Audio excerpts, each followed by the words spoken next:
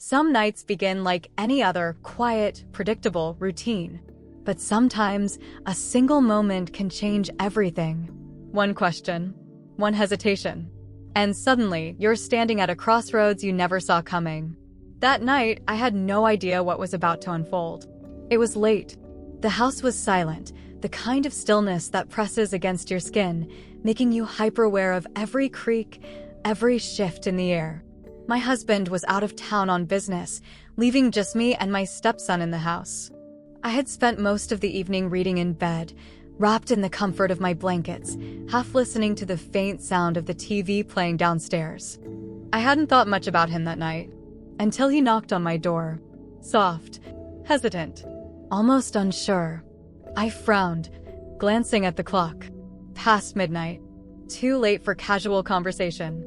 I sat up, my pulse kicking up just slightly. "Come in." The door creaked open, and there he was. My stepson. The look on his face made my stomach tighten. Something was wrong. He wasn't his usual self. There was no easy confidence, no relaxed posture. Instead, he stood there, hovering in the doorway like he wasn't sure if he should even be there. His hand gripped the door frame, knuckles white, his gaze flickering between me and the floor. "I didn't mean to wake you." His voice was quieter than usual. Controlled. Too controlled. I shook my head. "You didn't." "What's wrong?" He hesitated. That alone sent a strange chill through me. "Can I sit?" I nodded slowly, moving the blanket aside as he stepped inside. He didn't sit right away. Instead, he hovered at the edge of the bed, his hands twitching at his sides. Something was definitely wrong. He finally sank onto the mattress, his weight dipping it slightly. The air between us felt charged, thick with something unspoken. I studied him carefully. "Talk to me." He exhaled through his nose, running a hand through his hair. "I need to tell you something, but I don't know how to say it." My stomach clenched. "Just say it." "It's not that simple." I waited. He wasn't looking at me, his gaze fixed somewhere on the floor, his jaw tight. I swallowed hard, my voice softer now. "Does this have something to do with your dad?" His head snapped up, his eyes sharp, like I had just hit a nerve. For a split second, I thought he was going to deny it. But then, yeah, sort of. A strange, uneasy feeling crept over me. "What do you mean?" Another hesitation. His fingers flexed against his knees. "I found something." I frowned. "Found what?" He exhaled slowly, rubbing a hand over his face. Then, after a long, tense silence, "I don't think my dad is who he says he is." The word sent a shock through me. I stiffened. "What?" His gaze finally met mine, and for the first time, I saw something flickering behind his eyes. Something dark. Something uncertain. "I think he's lying to us." My throat went dry. He wasn't joking. He wasn't messing around. Whatever he had found, it had shaken him. I tried to steady my voice. "What did you find?" His jaw clenched. "I need to show you." I stared at him, my pulse pounding in my ears. There was something in his expression, something that told me that once I saw whatever he had found, there would be no going back. I hesitated, but his eyes didn't waver. He was serious. Dead serious. And it scared me. "What kind of lie?" I asked, my voice barely above a whisper. He shifted, rubbing his hands together, clearly trying to find the right words. "It's not just a lie. It's bigger than that. I think he's hiding something. Something huge." A cold sensation ran down my spine. "Like what?" He took a deep breath, his jaw tightening. "I think he's not who we think he is." My stomach twisted. "What does that mean?" He ran a hand through his hair, his frustration evident. "I don't know yet, but I found some things. In his office. Papers, documents, stuff that doesn't add up." I swallowed, my hands gripping the sheets. "Like what?" His expression darkened. "Fake names. Multiple bank accounts. A passport with a different last name. And photos of people I've never seen before." My breath hitched. "Are you saying?" "I don't know what I'm saying yet." He looked away, shaking his head. "But something isn't right. And I need to figure out what it is." I tried to process what I was hearing, but it felt impossible. My husband? The man I had trusted for years? Leading some kind of double life? It didn't make sense. It couldn't. And yet, the look on my stepson's face told me that he wasn't making this up. I sucked in a shaky breath. What do we do now? His eyes met mine, serious, unwavering. We find out the truth. And in that moment, I knew. Nothing would ever be the same again. The night dragged on, thick with tension, heavy with questions that had no easy answers. My stepson and I sat in the dimly lit room, the flash drive between us like a ticking time bomb. I hadn't even looked at what was on it yet. But I didn't have to. The look in his eyes, the way his hands trembled slightly, whatever he had found had shaken him. And now it was about to shake me too. I took a breath, steadying myself. Tell me everything. His jaw tightened. I don't even know where to start. Start with why you went looking. He hesitated, his fingers twitching as he glanced at the drive. I wasn't looking. I stumbled across it. He left his office door unlocked. That never happens. I frowned. And you just went in? His lips pressed into a thin line. Something felt off. Like he was hiding something. I didn't think it would be this. But then I saw the drawer was half open, and I found these files. I swallowed hard.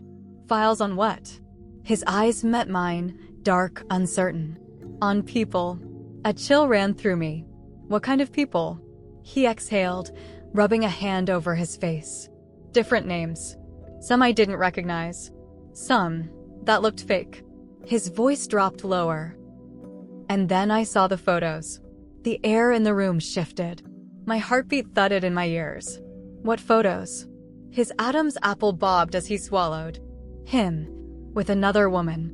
With kids. I felt the blood drain from my face. No. He nodded, his gaze locked onto mine. It wasn't just once. They weren't just some old pictures. They were recent.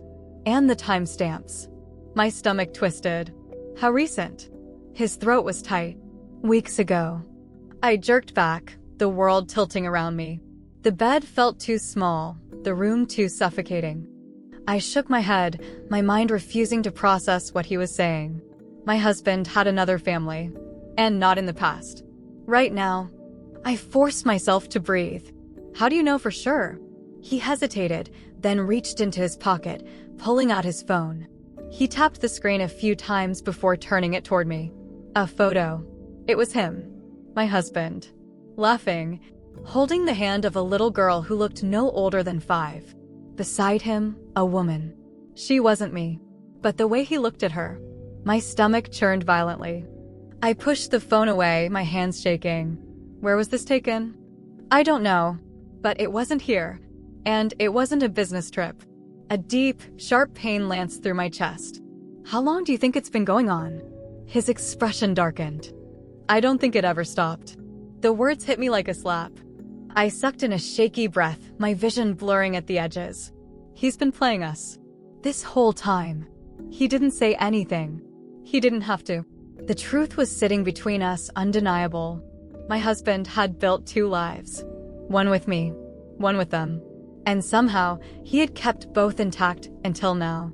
For a moment, I couldn't move. I just sat there, staring at the flash drive, my mind racing. 1,000 thoughts crashed into each other. I needed to be rational. I needed to think. But all I could feel was rage. I stood abruptly, my legs unsteady. We have to confront him. My stepson's jaw clenched. What if he lies? I let out a humorless laugh. Then we show him this. I gestured to the phone, the drive. And see how well he keeps pretending. He exhaled, nodding slowly. But there was something else in his eyes. Something I hadn't noticed before. Fear.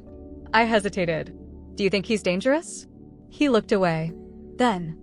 I don't know. That answer chilled me more than anything. I had lived with this man for years. Slept beside him. Built a life with him. And now, I wasn't sure if I even knew him at all. My pulse quickened. We need a plan. He gets back tomorrow night. I nodded, my fists clenching at my sides. Then tomorrow night, we get answers. The next evening.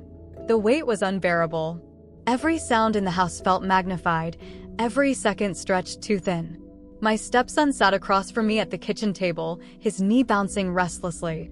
Then, the sound of keys in the front door. I sat up straighter, my heart slamming against my ribs. My stepson shot me a look, his jaw set. I nodded. It was time. My husband stepped inside, tossing his bag onto the counter.